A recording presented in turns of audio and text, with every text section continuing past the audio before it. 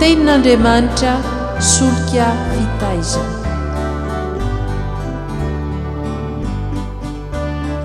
Fandaharana atolotry ny radio teny fiainana miaraka amin'ny fikambanana hira sy filazantsara.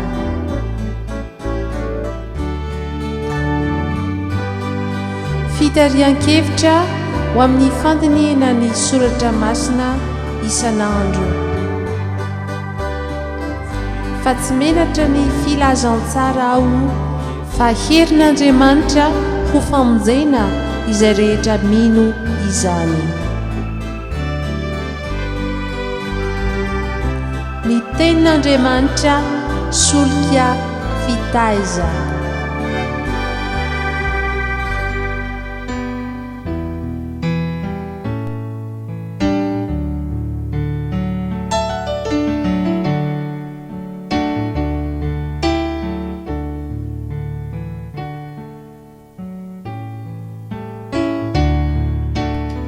Misaotra an'Andriamanitra isika riavana raha mbola tafahoana ety indray afaka manaraka ity fandaharana ny tenin'Andriamanitra solika fitaiza ity eto amin'ny radio teny fiainana. Maniry indrindra ny fitahin'ny tompo omba antsika tsirairay amin'ny alalan'ny fiainona ity fandaharana ity. Ny loha FDB banjintsika mandritra ity herinandro ity dia ny hoe Andriamanitra no tompo, Andriamanitra no tompo.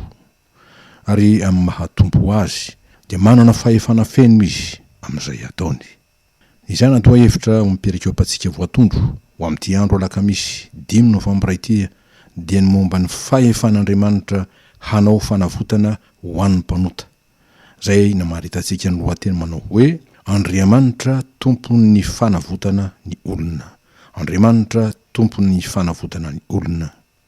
Izany dia araka ny voasoratra hoe fakitsika amin'ny anaran'ny tompo izy na Jesosy natolotra no ho ny fahadisotsika ka natsangana indray ho fanamarinana antsika.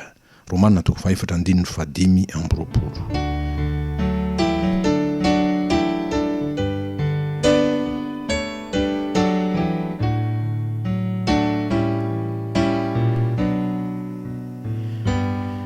Andeha resantsika vetivety ny votoatin-kevitra fonosiny hoe Andriamanitra tompon'ny fanavotana ny olona. Izany dia milaza fa Andriamanitra no tompo manapaka sy miantoka feno ny amin'ny fanavotana ny olona mpanota. Milaza avy hatrany zany fa foana tsy misy heriny, zany hoe tsinitsinina ary mampanota azy manatrehan'Andriamanitra ireo endrika sy fomba samihafa ataon'ny olona ho fanavotana. Dia ireo fomba tsamby zany zay vokatry ny tsy fahalalana sy vokatry ny famitana ataon'ny devolo rahateo toy ny fanaovana sorona aim-biby, sorona ain'olona sy ny fomba hafa koa. Fa ny FDB ambarany hoe Andriamanitra tompon'ny fanavotana ny olona dia ny hoe sitrany indrindra ny fanavotana ny mpanota ary manana fahefana feno izy handidy sy anatanteraka izany. Ho amin'izany dia tsy adinontsika ny teny Jesosy manao hoe indro efa nomena ahy ho izy ny fahefana rehetra any an-danitra sy ety an-tany. Araka ny Matteo 7:20 dia fahefana amin'ny zavatra rehetra sady tsy mba voafetra ny toerana izany. Io fahefana io dia tsy misaraka amin'ny teniny manao hoe fa famondram-po no sitrako. Araka ny Hosea 4:4 izany. Milaza fa fahefana sy fitiavana izay no entin'ny tompo ao amin'ny Jesosy Kristy. Koa raha ampiarina izany fahefana zany amin'izao antondresaka momba ny fanavotana izao dia azo adika avy hatrany ho fanavotana manam-pahefana, zany hoe fanavotana tsy hay sakanana satria Andriamanitra no manao azy. Tena asan'Andriamanitra ny fanavotana araka ny teny manao hoe miasa ao izy, koa iza moa no ahasakana izany.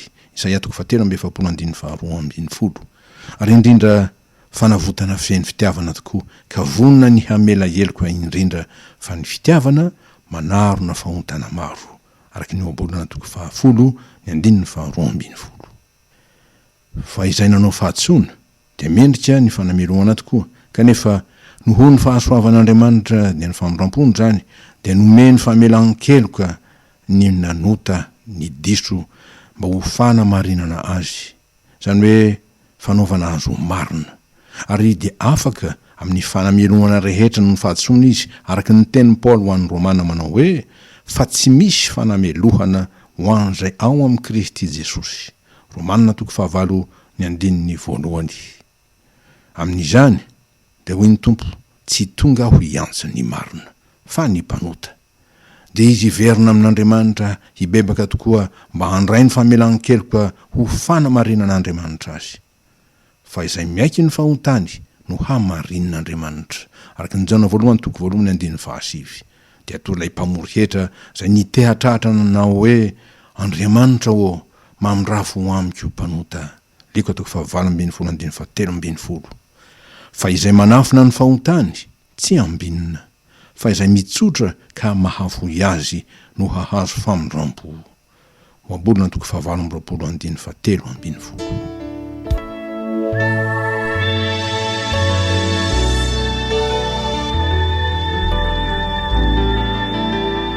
Ary rehefa izany dia tanterahan'ny Tompo amin'izay mindro sy mandray ny asa fanavotana nataony tokoa, araka ny voasoratra hoe ary izay notendreny no nantsony koa, ary izay nantsony no nohamarininy koa, ary izay nohamarininy no nomeny voninahitra koa. Romana 9:17.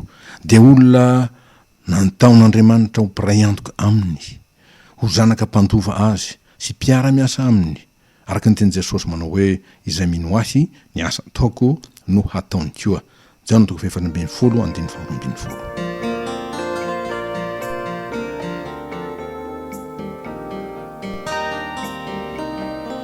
Raha atao indray mijery ny asa fanavotana izay nataon'Andriamanitra ry havana, dia tena asa fananganana avy amin'ny fahafatesana ho amin'ny fiainana, araka ny teny Jesosy manao hoe tafafindra ny ala tamin'ny fahafatesana ho amin'ny fiainana izy. Jaona 5:20. Dia ny alany tamin'ny haizan'izao tontolo izao mahamono sy mahafaty azy, ka hitafiny ny fahazavanaina avy amin'Andriamanitra. Fa izao i Jesosy no fahazavan'izao tontolo izao, izay manaraka ahy tsy mba handeha amin'ny maizina fa hanana ny fahazavanaina. Jaona 5:20. Izany tokoa ny vokatry ny asa-panavotana nataon'i Jesosy amin'ny olona izay nandray sy mino azy.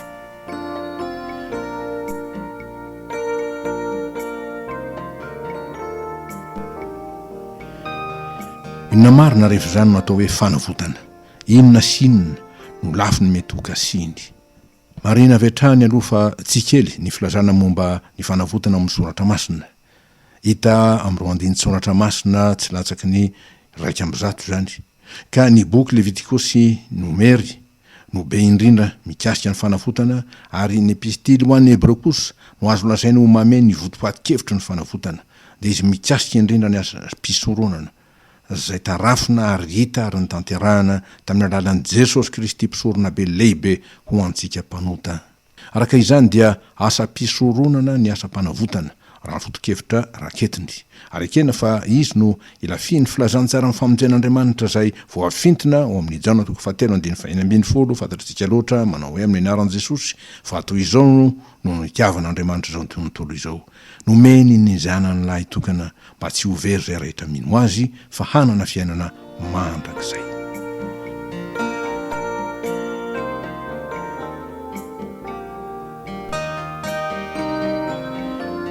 Ny amin'ny votopatin-kevitra fonosony fanavotana na asa fanavotana dia azontsika finitinina toy izao manaraka izao. Voalohany, fanatsoahana avy eo am-pelantanana izay tsy tompony ka namatotra sy nambabo ary takan'ny zanak'Israely dia nanandevo azy tany Egipta, mba hamerenana azy eo amin'izay tena tompony indray. Ny amin'izany no nitenenan'ny Tompo miantaona tamin'ny Mosesy manao hoe koa avy ankehitriny ianao hiraiko ho any amin'ny Farao hitondra ny zanak'Israely oloko hivoaka avy any Egipta. Exodus 7:20. Ary rehefa izany dia ho ihany ny Tompo taminy, homba nodiko aho, ary izao no famantarana ho anao fa izaho no efa naniraka anao rehefa entinao mivoaka avy any Egipta ny olona dia hanompo an'Andriamanitra eto amin'ny ity tendrombohitra ity ianareo. Exodus 7:20. Avy amin'izany no azon'ny fiangonany mino miteny manao hoe azy isika dia olony sy ondry fiandriny. Salamy 113. Ny hevitra faharoa, ny fanavotana dia fividianana na fanomezana tambiny ny zavatra zay avotana, tany zany na fananana ary indrindra na olona. Fa amin'izany dia hoy Jehovah Andriamanitra fehizay tamin'ny Jeremia mpaminany: vidionao vola ny saha ary makavavolombelona na dia efa voatolotra eo an-tanany Kaldeana aza ny tanàna dia ny vahiny zany. Jeremia 2:30. Ary dinampiny hoe: indro izaho no Jehovah Andriamanitra ny nofo rehetra, moa misy zava-mahagaga zay tsy haiko va? Jeremia 2:7. Mba hilazana fa tena asan'Andriamanitra madiodio zay tsy takatry ny saina na vita ny herin'ny olombelona ny asa fanavotana. Raha mpiarina ara-pilazantsara izany dia azo dika hoe satria efa voavidy ho an'ny ota ka babon'ny ota isika olombelona, dia novidian'i Jesosy lafo tamin'ny randy ho an'Andriamanitra. Araka Petera 1:7. Izany dia nohony fitiavany antsika.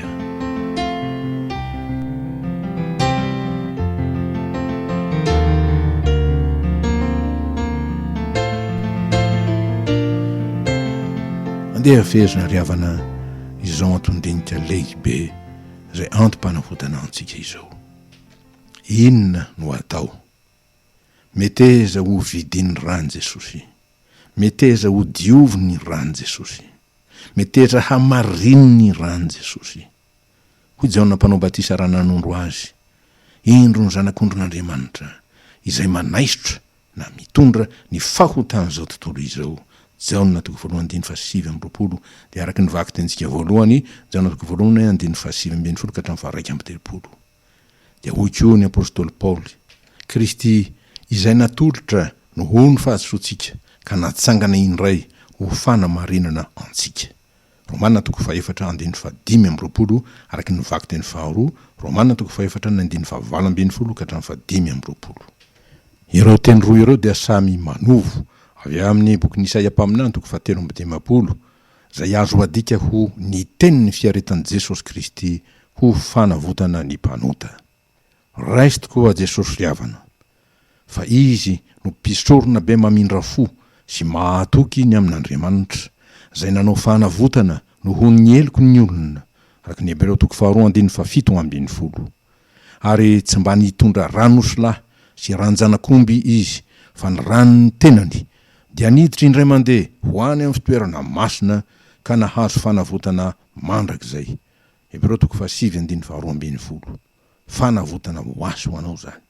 Ary noho izany dia mpanalalana amin'izay fanekena vaovao izy, dia ny fanekempanavotana amin'ny rany.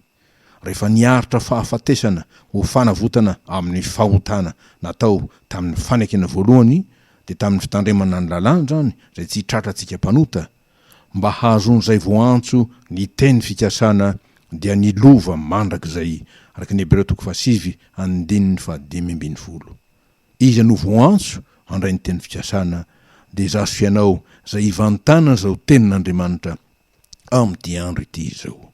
Jesosy Kristy tonga ary miditra eto amintsika sy te olona ao anatitsika. Kristy ao anatinareo, fanantenana ny voninahitra.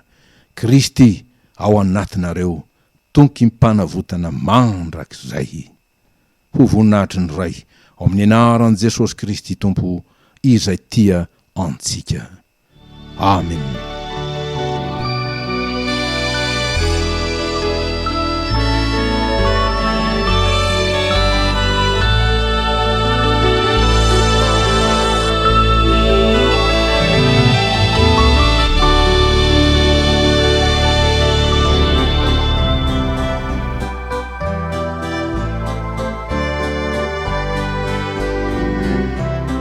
Ny tenin'Andriamanitra solika fitaizana. Fandaharana atolotry ny radio teny fiainana miaraka amin'ny fikambanana hira sy filazantsara.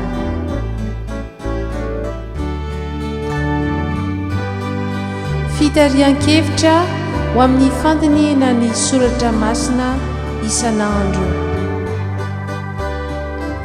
Fa tsy menatra ny filazantsara ao fa herin'Andriamanitra ho famonjena izay rehetra mino izany.